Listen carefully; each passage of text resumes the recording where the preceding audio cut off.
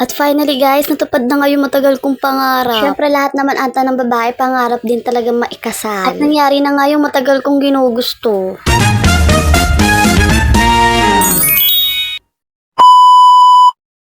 Hi babies! So today, samahan nyo nga ako sa aking kaganapan sa aking pinaka-special na araw. At hindi ko birthday yon at hindi rin birthday ng partner ko. Kaya naman kung gusto nyo makichismis sa araw ng kasal namin, tapusin nyo yung video na to.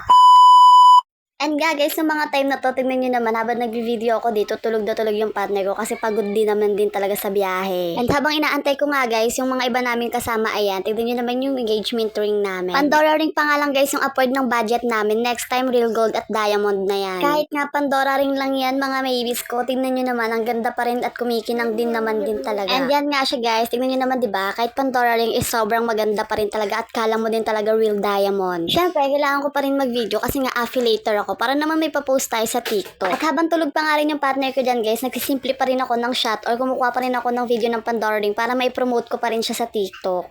Walang ganun. Siyempre, walang kasal na naganap. And yes guys, hindi nga kasal yung ganap namin dito. Umattend nga lang kami ng event guys sa church. Kaya naman, a night to remember yung notes ko or yung kasi yun yung theme or yung title ng events nun sa church. Ang call time nga namin guys is 2:30 kasi mag-i-start yung event ng 3 p.m.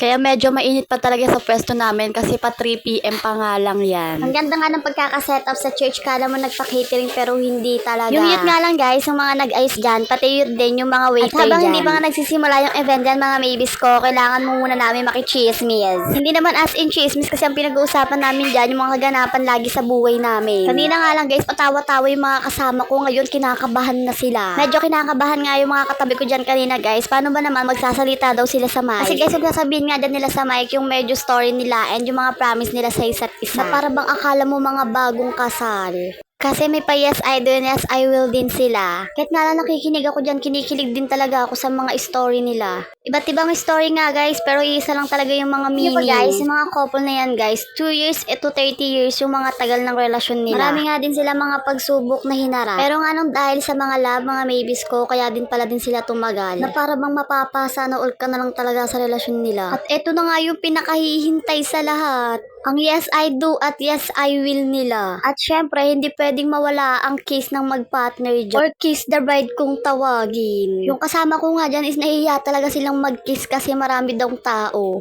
Abangan nyo na nga lang guys yung part 2 para sa scene namin ng partner ko. At syempre, kung may pa-catering at pa-waiter, meron nga ding magaling na mga host. Halos matanggal na nga yung panga namin kakatawa sa mga host. Yung palaro nga nila dito guys, kung ano yung lumabas na word sa screen, dapat yun yung kakantahin mo o dapat yung kakantahin mo ay may word na gano'n. Dahil nga sa palaro na ganyan guys, tawa talaga ako ng tawa. Basta talaga sa ganyang palaro, hindi nagpapahuli si Kuya Ray.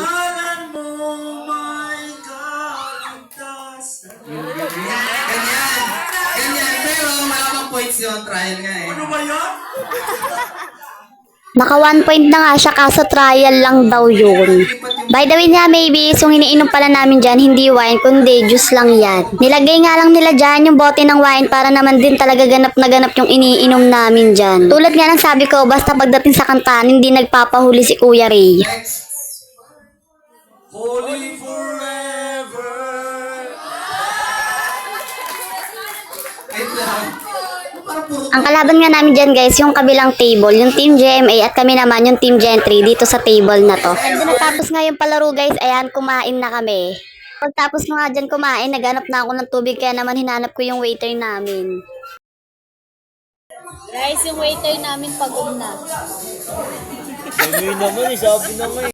At syempre, affiliator nga ako. Yung power bank nga ng kasama ko, guys. Binidyoan ko na para i-upload ko din sa TikTok. And yan nga, guys, pagtapos na ng event, syempre, pauwi na kami dito. Nung time nga neto, guys, nandito na kami sa Gentry. Naglalakad na lang para pauwi na kami sa bahay. Pag uwi ko nga nun, guys, may nag-aantay talaga sa akin na pre-sample. Kaya naman talaga hindi ako basta-basta makakapagpahinga kasi may kailangan akong i-promote. Kaya naman guys, pag uwi ko hindi talaga ako agad nakapag-bis kasi dumaretso na ako kung saan ako gumagawa ng content at ina-unbox ko na yung parcel na dumating sa akin. 2 parcel nga lang to guys, pero ang hirap din talaga mag-isip ng mga content lalo na pagpagod din talaga yung utak mo. Kaya habang nandito pa ako, saan ako gumagawa ng content guys, in-unbox ko nga lang to, tapos umakyat na rin ako sa kwarto namin, dun ko na lang siya inedit at in-upload. Ayan na nga guys, yung parcel na dumating sa akin, vitamins at isang pagkain ng pusa namin. And yan nga guys, pagtapos noon, ayan, nag-video muna ako para naman may pang my day kami. Hindi ko nga in-expect guys, yung mga friends ko nga akala nila nagpakasal na ako. Nakalagay naman dyan sa papel guys is certificate promise vow lang. Hindi naman wedding certificate yung nakalagay dyan. At hanggang dito na nga lang mga mibis ko yung video na to. Thank you for watching. Bye-bye!